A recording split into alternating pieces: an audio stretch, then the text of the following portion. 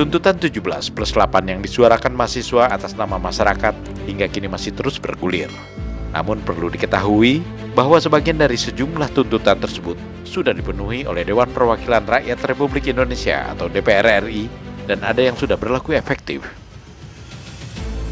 Setidaknya ada 6 langkah yang sudah dilakukan DPR sesuai permintaan masyarakat. Pertama, DPR sepakat untuk menghentikan pemberian tunjangan bagi seluruh anggota Dewan terhitung 31 Agustus 2025. Kedua, DPR memberlakukan larangan kunjungan ke luar negeri, kecuali untuk menghadiri undangan kenegaraan. Ketiga, DPR melakukan evaluasi dan memangkas sejumlah tunjangan dan fasilitas anggota DPR, termasuk biaya langganan listrik, biaya komunikasi intensif, serta biaya tunjangan transportasi. Keempat, DPR atas permintaan partai politik telah menonaktifkan beberapa anggota Dewan yang terlibat kontroversi. Dan para anggota Dewan tersebut tidak akan lagi menerima gaji serta tunjangan dan fasilitas DPR lainnya. Keputusan ini mulai berlaku efektif sejak 1 September 2025. Kelima, penonaktifan anggota DPR yang terlibat kontroversi ini akan ditindaklanjuti oleh Mahkamah Kehormatan Partai Politik yang kemungkinan akan menjatuhkan sanksi-sanksi etik lainnya. Keenam, DPR RI menegaskan komitmennya untuk memperkuat transparansi dan partisipasi publik dalam setiap proses legislasi dan dalam pembuatan kebijakan lainnya, guna memastikan bahwa aspirasi rakyat menjadi dasar penting bagi DPR dalam melakukan perbaikan. Selain ke-6 poin tersebut, DPR juga berjanji akan segera membahas rancangan undang-undang perampasan aset hasil tindak korupsi bersama pemerintah. Namun DPR akan merampungkan terlebih dahulu pembahasan rancangan undang-undang Kitab Undang-Undang Hukum Acara Pidana atau RUU KUHAP, karena RUU perampasan aset akan merujuk pada Undang-Undang KUHAP. Perlu diketahui bahwa KUHAP lah yang mengatur tata cara dan mekanisme pelaksanaan hukum pidana di Indonesia. Tuntutan 17+8 juga mendapat tanggapan positif dari Tentara Nasional Indonesia (TNI), seperti yang telah disampaikan Kepala Pusat Penerangan TNI, Brigjen TNI Freddy Ardiansah.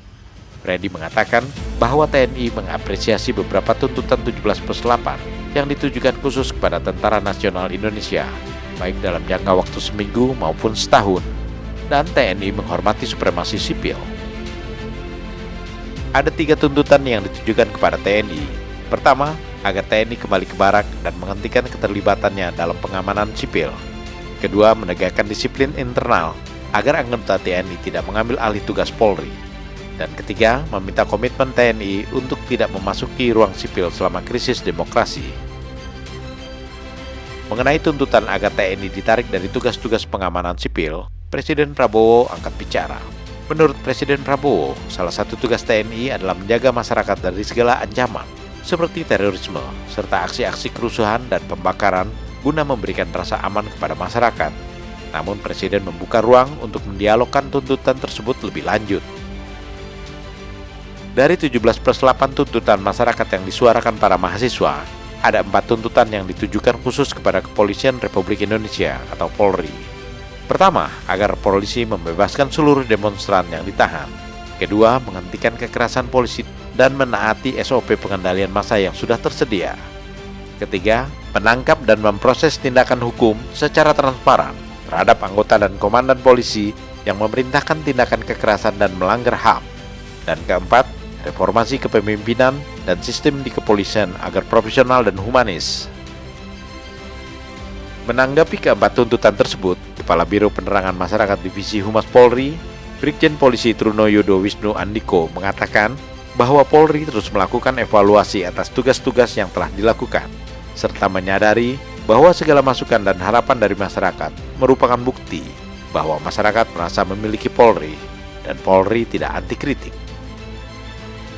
Polri sudah menindak beberapa anggotanya yang telah melakukan kelalaian dan pelanggaran hingga menyebabkan tewasnya Afan Kurniawan, seorang pengemudi ojol yang sedang bekerja di tengah keriuhan unjuk rasa.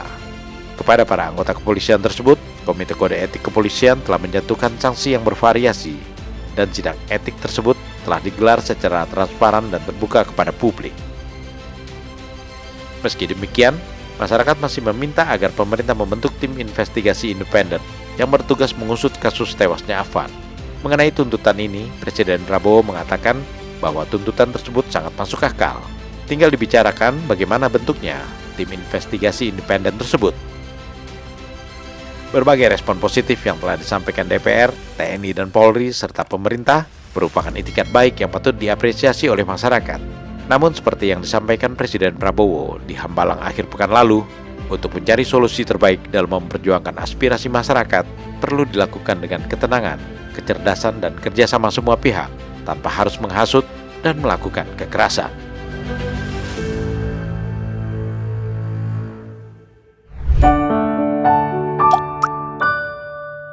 Men of our time.